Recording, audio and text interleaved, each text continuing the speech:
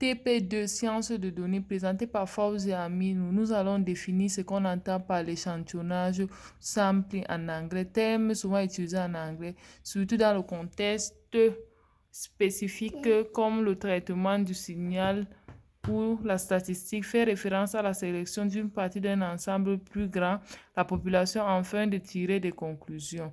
Nous allons expliquer les contextes undersampling et oversampling.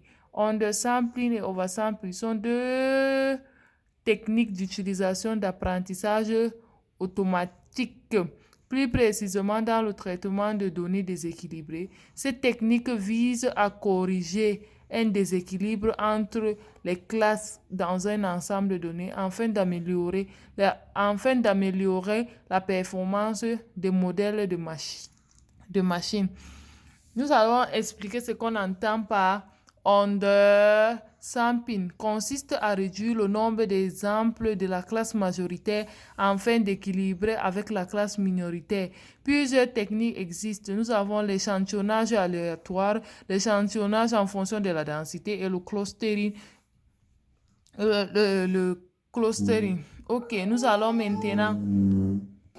maintenant expliquer ce qu'on entend par oversampling. Consiste à augmenter le nombre d'exemples de la classe minoritaire afin d'équilibrer avec la classe majoritaire. Les techniques les plus courantes sont, nous avons la réplication, génération synthétique et le SMOT.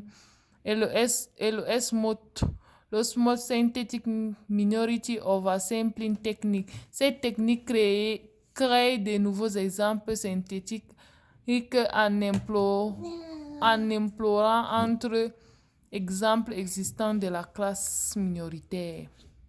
Pour implémenter ce concept overspilling et underspilling, nous allons utiliser la dataset de California Housing Prices de Kaggle. Avant de commencer l'implémentation, nous allons importer la bibliothèque les bibliothèques Spilling, Sports, Mod et Spilling under Random que nous allons utiliser, deux techniques que nous avons utilisées pour cet examen.